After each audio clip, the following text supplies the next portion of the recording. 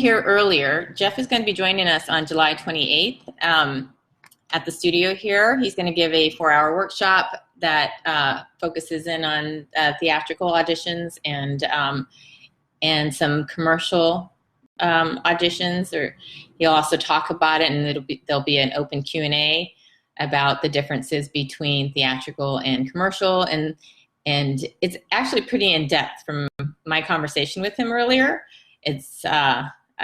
It opened a lot of thoughts behind how they operate in the casting room.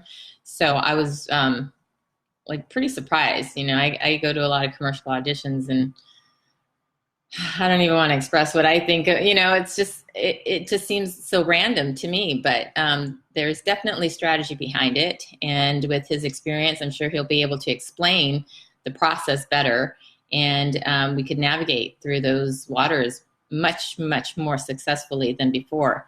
So, Jeff, if you're able to see me, have you seen the little click button? I'm seeing and listening, still not able to join, sorry. But if you want to just give me a call, I have my phone here, and then we can do this conversation by audio. That'll be fun. I don't think I've done it like that. Why don't I call you? Would that be helpful? Let me just call you.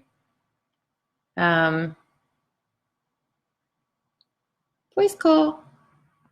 Oh, I could have FaceTimed. That would have been good. And I'm putting them on speaker. See. Oh no, you can't see that. See, check.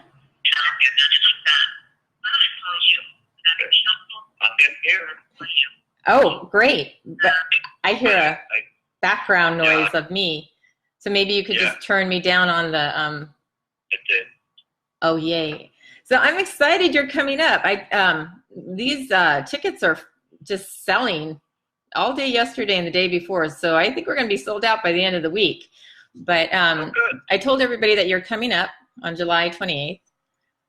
And that you'd be talking about the differences between commercial and theatrical work. And when I talked to you last, you really opened my eyes to, the differences just a little bit. And I honestly thought that commercial work was random.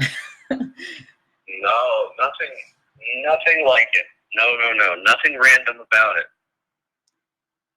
Yeah. So can you tell me what you, I just wanted to introduce you to people out in Facebook and understand what you do. So can you talk about that and then what you're working on right now, or not what you're working on right now, but like your focus on casting?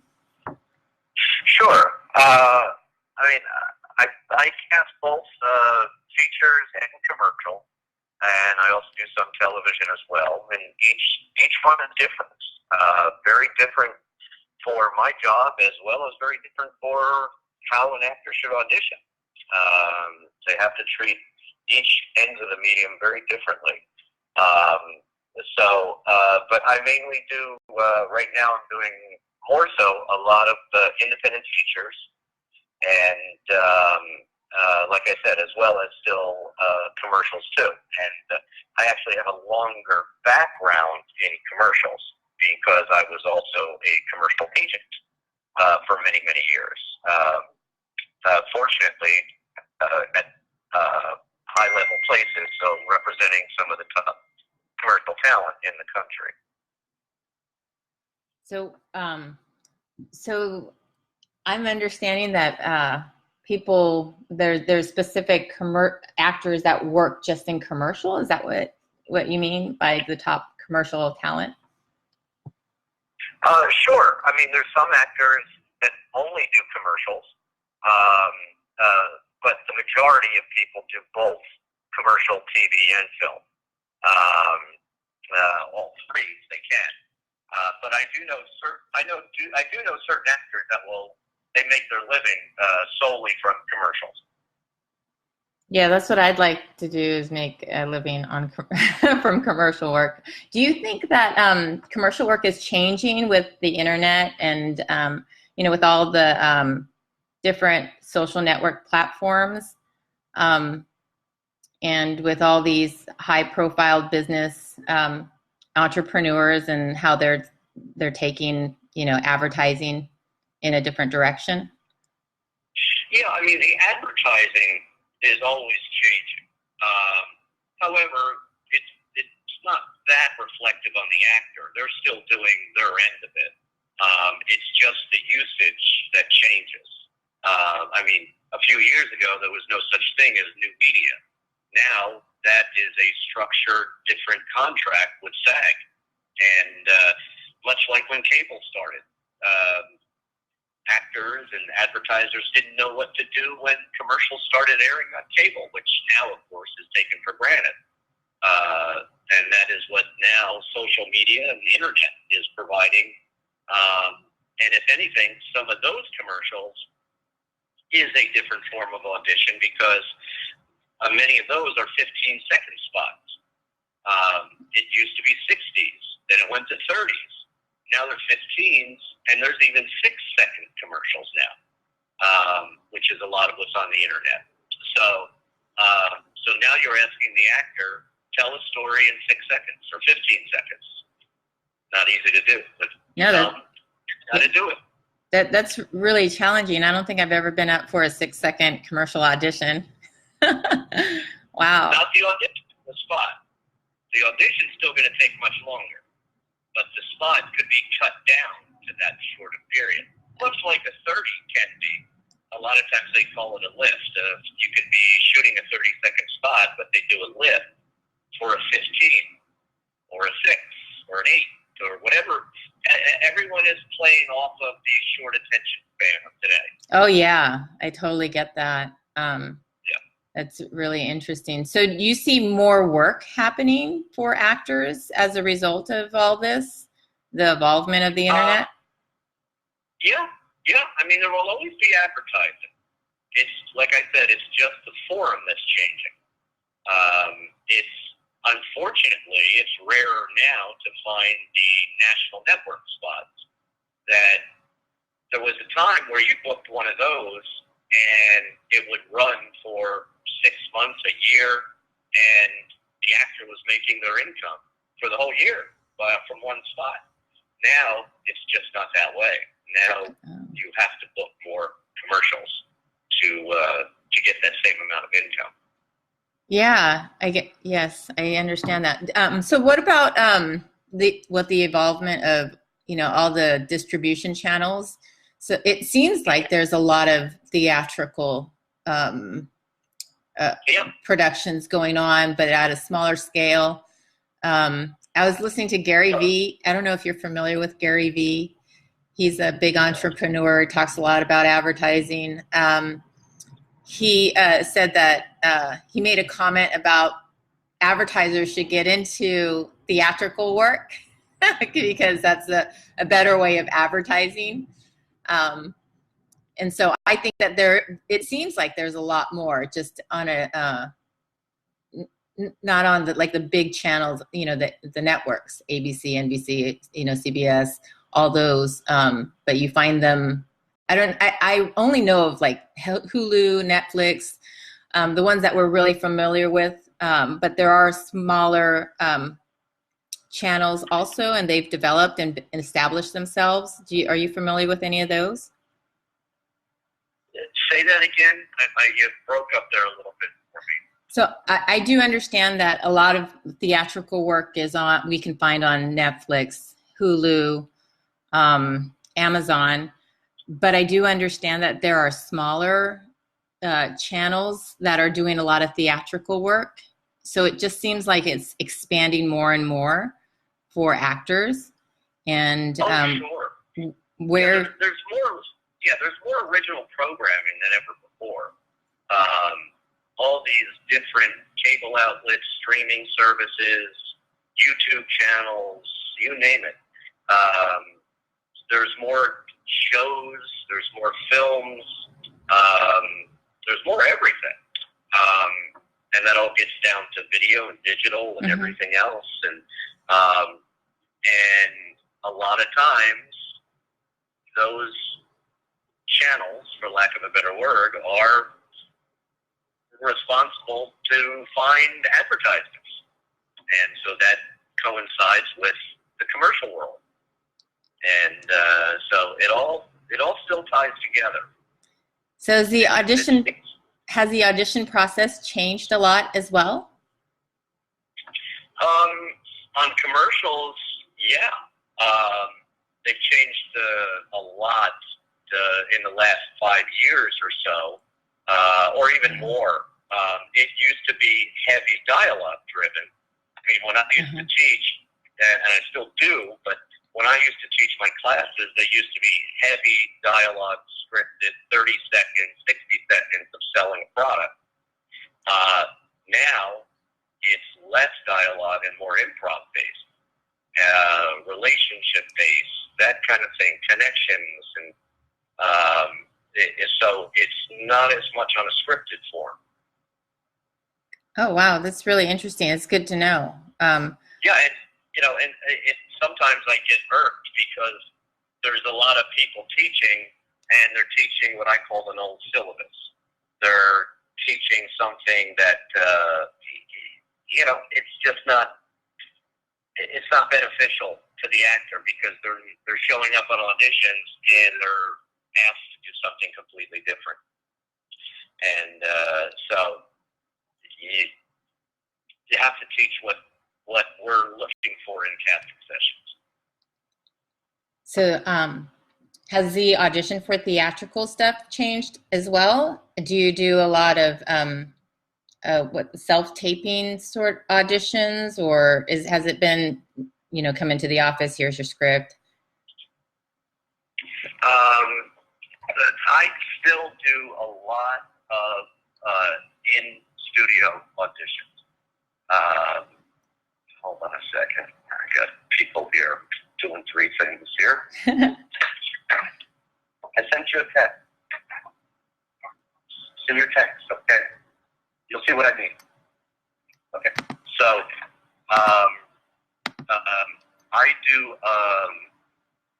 I do a lot of in-studio. I try to do that primarily,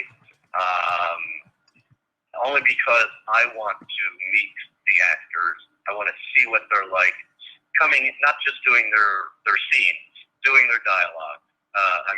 Not just doing their dialogue, but how they enter a room, how they exit a room, how do they take adjustments, all these other factors that go into this. But on the other hand, sometimes when we do get extremely busy and we're on tight deadlines, there is a benefit to the self-tape submission for us. A lot of actors I know don't really like it. They would rather, and I've taken polls on this whenever I have to do a speaking engagement. They would rather come in. So I still try to do it that way as best I can.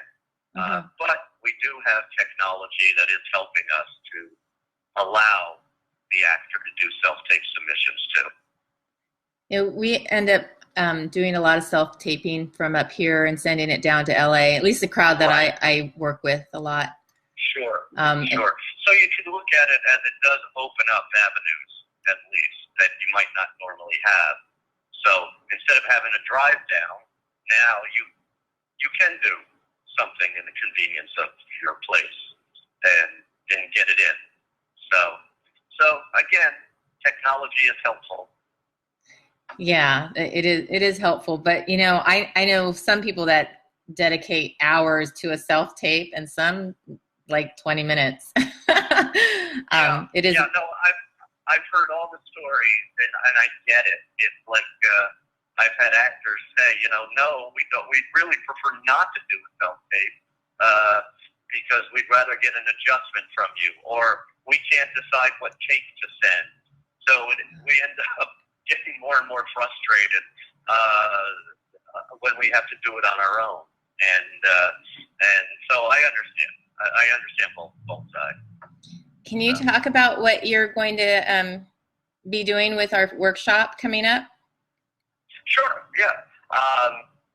It's going to be more of a concentration on the theatrical side, and so definitely finding more about the students up there and what they're doing. You know, are they going out for LA-based things as well as just or in San Francisco, or and we'll do an extensive Q&A and get every answer that I can help out with, and talk about whether it's LA. You want to talk about New York? I used to work in New York, so whatever you guys want to talk about, it works for me. And so we'll concentrate primarily on the theatrical side. I'll bring scenes with me, and we'll do some cold readings, and we'll see how that goes. And based on how much time we have, we can discuss commercials too, and even try some commercial exercises and try to get as much in as possible in the window that we have. So. Okay. That would be fantastic. You know, I know up here we have a lot of commercial auditions. I go out a couple of times a week, and it's, I think I admitted earlier that I feel like it's random. And that's probably a really bad thought in my head that doesn't allow me to make a really good decision. So it would really be great if we could tap into that. And Sure. if someone asked a question, what advice do you have for somebody, an actor who doesn't have their reel yet or have any sort of material to offer to show what they can do? Well, my first question would be, why not? Why don't you? And the reason why I say that is you don't have to wait until you book a professional job to get a reel going. Again, nowadays, it's never been easier to shoot. You don't even need a video camera anymore, which is amazing. So why aren't you getting together with your actor friends and putting something together? Again, you don't have to wait to get a job in order to put a reel together. Yeah, I agree. And you just have to go out there. Yeah, you have to be proactive. Yeah. If you sit back and wait, you're going to continue to wait. You have to be proactive. You have to make it happen. It's a very large business, and yet it's very small too. And you know, there's nothing stopping you from getting your favorite scene together, whatever that might be. Find a comedy scene, find a dramatic scene, get a scene partner, do a little staging. It doesn't have to be much. Make sure your lighting is good, make sure your audio is good, and shoot something. And that's the beginnings of your reel. So, and then as you book other jobs, you start adding those, and at some point you're going to take off your scene that you just shot. But you have to have something. Yeah. And it should be current, and it has to be current. Keep it updated. Believe me, nothing frustrates us more than somebody different walking into the room than who we saw on a reel or on a headshot, and it's somebody completely different. It's, you know, when I started out like years ago, I would take these audition pieces from a website, totally forgot what the name of the website was, and I did self-tape auditions I recorded them for myself, and I put them on my YouTube channel. That's how I started doing all this. But anyway, and you can still find them. But anyway, it's evolved. But I do believe that you have to do it. We're all creatives, right? I mean, there's nothing stopping you. Just go out.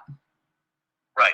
And I'm sure the circle of friends you have are also in this business. So you have your scene partners ready. Every actor should learn how to shoot, how to light. They should learn all aspects of this business. And it will further appreciate when you're on a film set how hard those people are working. I always say totally. There is no room for attitude. As I often say, the day that you show up to shoot, that film easily has been in the works for anywhere between 6 months and 3 years. Wow. And people have been working on it, and you decided to show up for a day or two or three. There's no room for attitude. Everyone's been working so hard, and I always go ask that cameraman, go ask the grip guy, the transpo guy. Ask them what time they got there that day. Ask them what yesterday was like, how many hours they put in. These are hard-working people, and it all centers around making you look good. Yeah. Yeah. Well, I'm excited to have you. Let's see. One of the posts here asked, "Will you be taking headshots?" And I don't think that you'll be able to take headshots. I think there's a new rule. We have rules. Yeah, you know about all those state rules, I hope. Yeah, I do. So sorry, Pretty. No, we can't take headshots. But you know, it's just something that we have to abide by. But you can, have it evaluated if there's time. I don't know if we'll have time for that, but we'll see.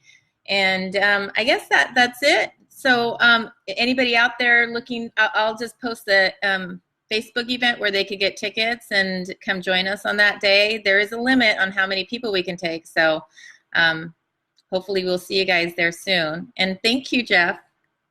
Sure, absolutely. I'm looking forward to it. We'll have fun. Yeah, me too. Bye. Okay. All right. Bye. Well, so I'll go ahead and post the event here on the page in the comments here. And so just to answer the question for Kriti, there's a lot of things that protect artists, and of course people like Jeff and myself. One of the rules is he cannot take your headshot. So that's it. No big deal. But we can be evaluated, and if there's time and he's willing, then we could go ahead and maybe do something like that too. But anyway, I think this class will be very valuable for anybody who goes out for commercial auditions. I'm going to try and pick his brain about that because I'd love to learn more about commercials and how to book them better, or at least be armed with the knowledge of what might be right for me. And, I always love a good theatrical workshop. It's fun to explore and figure out how people see me differently than I see myself as a performer.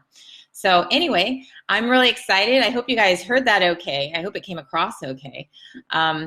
If not, I will have to download this and see, and then I'll send it out in the email. So anybody who isn't on the email list, get on the email list. I'll also post the email link so you can get on the newsletter, and I'll talk to you later. Oh, that's my niece calling. I'll see you later. Bye.